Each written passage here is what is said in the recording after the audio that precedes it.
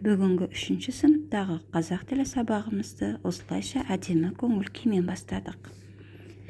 Өткенді қайталауда балалар күшікті тамақтандырып, еске түсірді. Бір-біріне сұрақтар қойып, домбыра пернесінде дескриптор бойынша өздерін бағалап отырды. Өзін-өзі бағалау бұл сыныпта өте жақсы меңгерілген екен. Ал бүгінгі тақырып зат есімнің тәуелденуі. Балалар сондай білімді әрі ақылды. Сабаққа олар белсене қатысып отырды. Тіпті олар тақтада берілген сөздерді қиналмастан талдау жасады. Табиғат құбылыстарын қимылмен көрсете білді.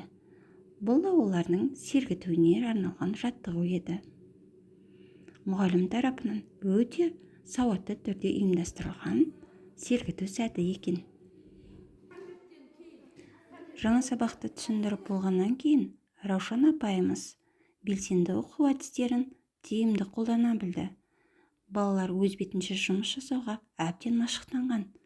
Тіпті олар топта да бірлесе жұмыс жасап, өз жұмыстарын бірлесе қорғап, оны дәлелдеп, тақтада көрсетіп, нәтижелерімен бөлісті.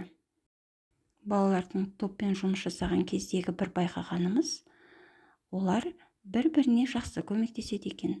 Яғни бірліктері жарасқан, тіпті бір-біріне үйретіп те отырғанын байқап қалдық. Бұл әрине сынып жетекшісі Раушан апайдың еңбегі. Қызықты өткен сабағымыз әп-сәтте өз мәресіне келіп жетті. Тіпті көзді ашып жұмғанша 45 минут уақыттың қалай өткенін байқамай да қалдық.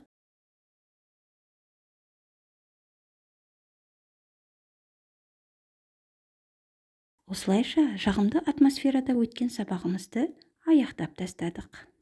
Құрметті әріптестер, алдағы уақытта дәл осындай сабақ үлгілерін көргілеріңіз келсе, пікір қалдырып кетіңіздер.